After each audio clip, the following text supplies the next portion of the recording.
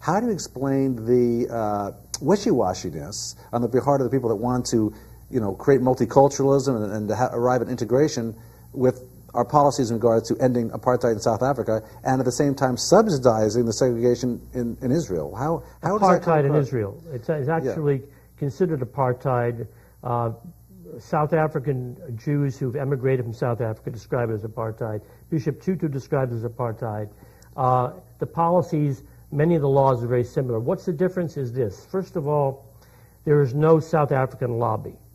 Second of all, Jews have been in the left and in progressive organizations in great numbers. And this has caused a problem for people who oppose racism every place in the world except when it's being done by Jews in Israel. Mm-hmm. And so what happened also, over the years, Jewish philanthropy is legendary. Mm-hmm. And during the 60s, during the Civil Rights Movement, during the Vietnam War, when people needed money, they went to liberal left-wing Jews for money. Mm-hmm.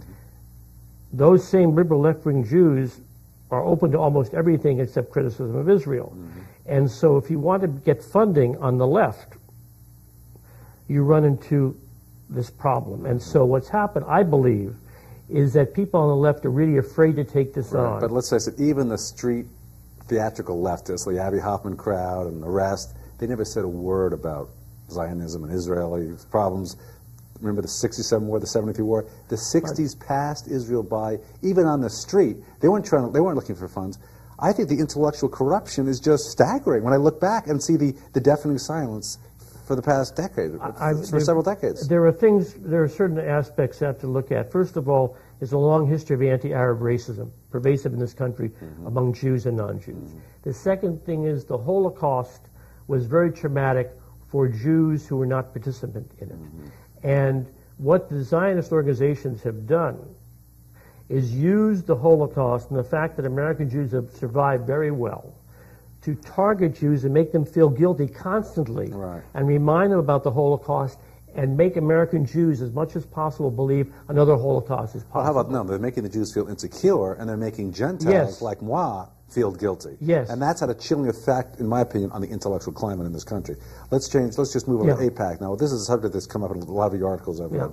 AIPAC, again, briefly. AIPAC is a political a number of Jewish groups that AIPAC is a political action committee, but not like the political action committees that give money to candidates. AIPAC is an Israel lobby, but it's not registered as a foreign lobby. I believe it once was, but it's not. It's a domestic lobby that lobbies for Israel.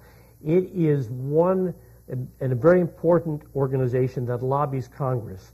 There are also many other organizations, such as the Anti-Defamation League, the American Jewish Congress, the American Jewish Committee, others, and that belong to an organization called the Conference of Presidents of Major Jewish American Organizations. And the head of that recently was Mortimer Zuckerman, who also happened to own U.S. News & World Report and New York Daily News. They lobby the president. And they mold public opinion. And help, well, both of them do. Through then mass media. But what gives them power is that the local basis, in most of the cities in the country where you have Jewish communities, you have Jewish federations. These Jewish federations and Jewish organizations, community leaders, are constantly sending members of boards of supervisors, city council people, sheriffs, superintendents of schools, on all expense-paid trips to Israel. So, by the time there's a new congressperson being suggested, it's usually from this group of people comes a prospective congressperson.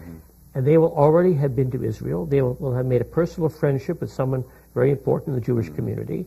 And so you don't even have to give them money. And they will have been tested for their political views. Their loyalty to Israel. Okay. So this is the new national litmus test that has emerged, in simple words, according to you. It's not new. Yeah, okay.